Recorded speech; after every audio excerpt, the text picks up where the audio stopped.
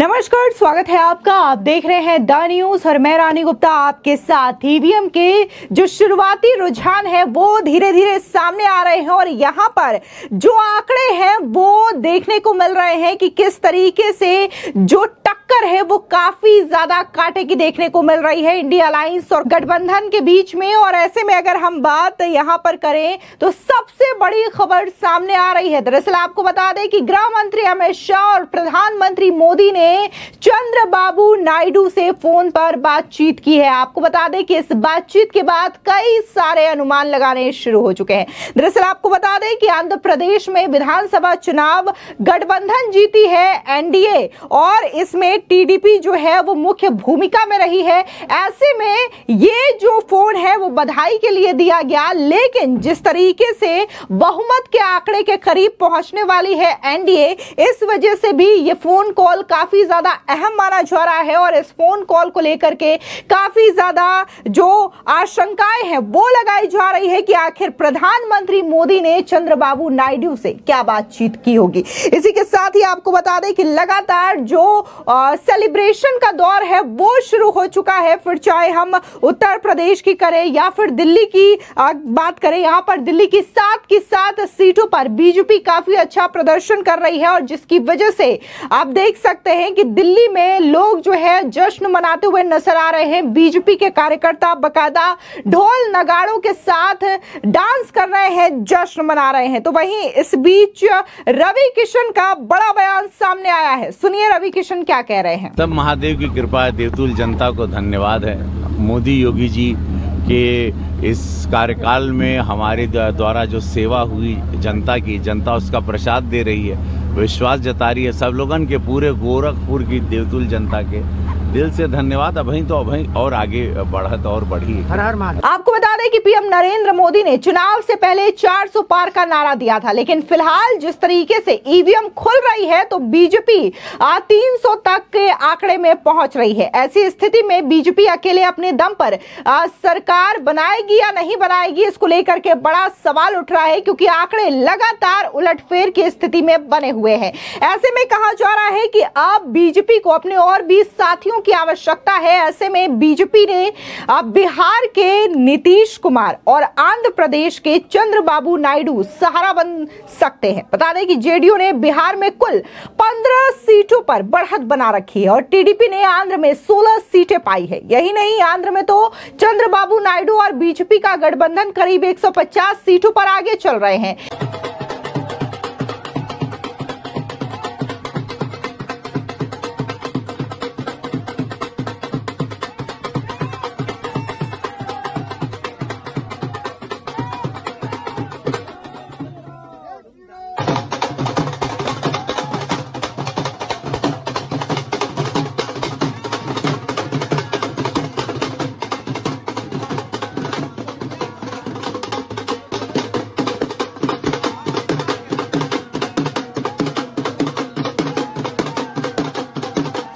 आपको बता दें कि जाहिर तौर पर जिस तरीके से प्रधानमंत्री मोदी ने यह फोन कॉल किया है, गृह मंत्री अमित शाह ने यह फोन कॉल किया है, तो ऐसे में माना जा रहा है कि चंद्रबाबू नायडू की लॉटरी लग सकती है। वहीं आपको बता दें कि इस वक्त चंद्रबाबू नायडू जो है, कहा जा रहा है कि वो राज्य के सीएम बनने वाले हैं, तो वहीं केंद्र सरकार में भी उनका दखल हो सकता है। पहले भी दोनों नेता किंग मेकर रहे हैं और अटल बिहारी वाजपेयी के दौर में सरकार का हिस्सा भी थे। इस तरीके से नायडू और नीतीश कुमार के लिए एक बार फिर से पुराना दौर लौट आया है। बता दें कि नायडू के लिए तो ये बड़ी सफलता है, क्योंकि उन्होंने 17 सीटों पर ही चुनाव लड़ा था और 16 पर बढ़त बना रखी है।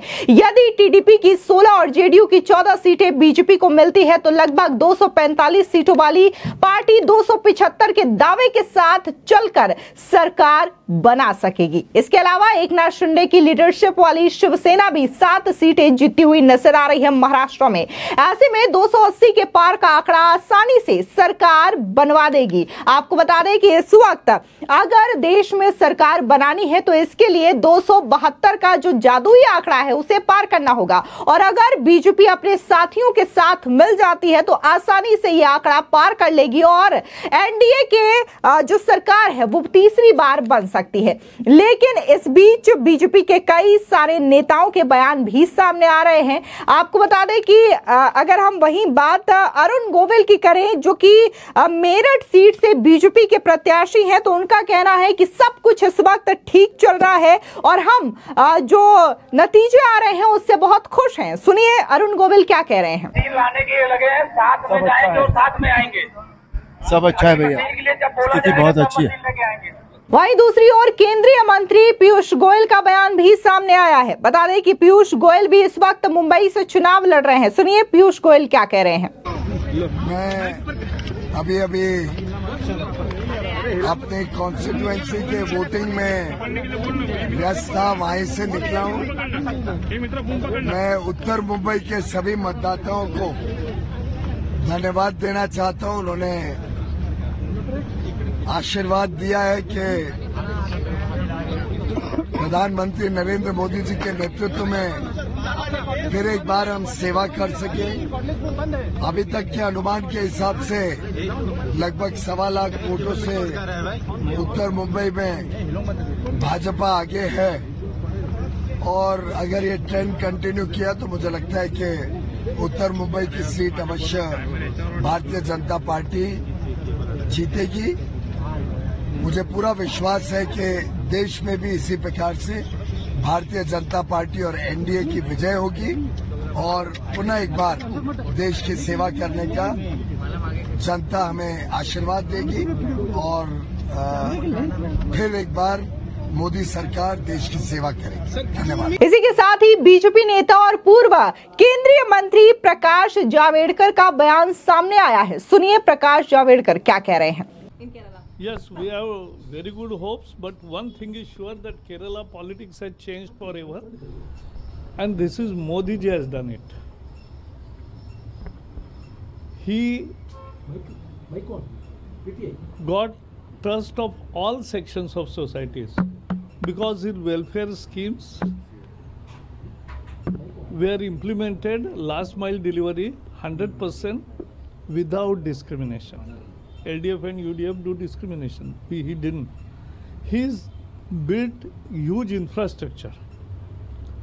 People are happy and people want to be part of the vision to make India a developed country. So the diaspora in Kerala also said that vote for Modi this time. And what we are now getting the trends of elections. After final round, we'll make big celebration in our party office. But we have changed the politics, and it is sure that now it is not bipolar politics, but tripolar politics. And we are a major poll with 25% vote. What magic BJP done in Kerala?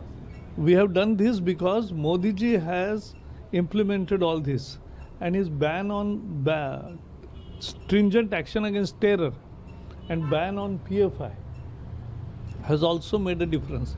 In 2019, people thought that Rahul Gandhi will become Prime Minister. But this time, nobody believed that. Nobody said also that. So, people know, and I am telling you, don't be skeptic. NDA is going to get third term, and Modi will be Prime Minister again for the third term. आपको बता दें जिस तरीके से चंद्रबाबू नायडू से जो BJP ने बातचीत की है उसको लेकर के ये कहा जा रहा है कि चंद्रबाबू नायडू हमेशा से ही एनडीए के साथ रहे हैं, बीजेपी के साथ रहे हैं, तो ऐसे में 2024 में भी साथ आ सकते हैं। आपको बता दें कि चंद्रबाबू नायडू तो बीजेपी के साथ 2014 और 2019 में भी थे, लेकिन बाद में कांग्रेस के साथ चले गए थे। फिर इसी साल मार्च में वो एनडीए में वापस लौट आए हैं। यही नहीं, नीतीश कुमार भी इंडिया अलायंस का गठन कराने वाले नेता थे, लेकिन चुनाव से ऐन वक्त पहले वो बीजेपी के साथ आ गए थे। अब दोनों दल मिलकर बिहार में सरकार चला रहे हैं और इस तरह बीजेपी के लिए यह अच्छा ही रहेगा कि चुनाव से ठीक पहले चंद्रबाबू नायडू और नीतीश कुमार उनके साथ आ गए थे। अब उसके लिए इन्हें मैनेज करना उतना कठिन नहीं होगा और आसानी से सरकार का गठन कर पाएगी। आपको बता दें, इसी के साथ ही एनडीए में ही पवन कल्याण भी है, जिनकी पार्टी 2 सीटें जीत गई है। यही नहीं, चिराग पासवान की पार्टी लोक जनशक्ति रामविलास भी 5 सीटों पर आगे चल रहे हैं। 1 सीट पर अजीत पवार की एनसीपी आगे है। यदि इस पूरे आंकड़े को मिला दे तो एनडीए के खाते में 290 सीटें पहुंच सकती है और इस तरह बीजेपी सरकार बनाने की ओर बढ़ रही है। लेकिन ये सीटें उसकी अपेक्षा के मुताबिक बहुत कम है। इस तरह एनडीए सरकार को अपने पूरे कार्यकाल में नीतीश कुमार और चंद्रबाबू नायडू के भरोसे रहना होगा। लेकिन जिस तरीके से जो 400 पार का नारा लगातार बीजेपी दे रही थी, लेकिन इस नारे तक फिलहाल पहुंचती हुई नहीं दिखाई दे रही है।